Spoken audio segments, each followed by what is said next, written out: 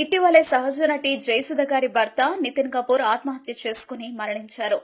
ముంబైలోని Andheri west JP రోడ్లో ఉన్న సీ గ్లిమ్స్ భవన సముదాయంలోని సోదరి ఇంట్లో ఉంటున్న నితిన్ కపూర్ ఆ ఇంటినే తన కార్యాలయంగా ఉపయోగించుకుంటున్నారు.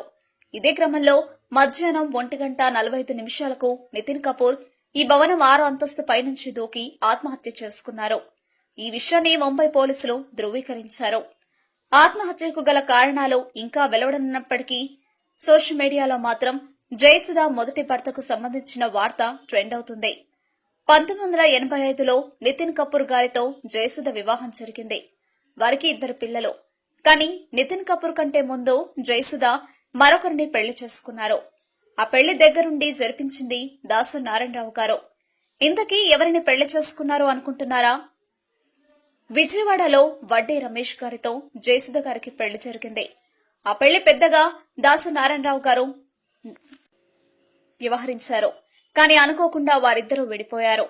ఆ తర్వాత జయసుధ నితిన్ కపూర్ ను పెళ్లి చేసుకున్నారు. ఇంతకీ వడ్డే రమేష్ ఎవరా అనుకుంటున్నారా? ఒకప్పుడు హీరోగా ఒక మోస్తరు పేరు సంపాదించుకున్న వడ్డే నవీన్ తండ్రి.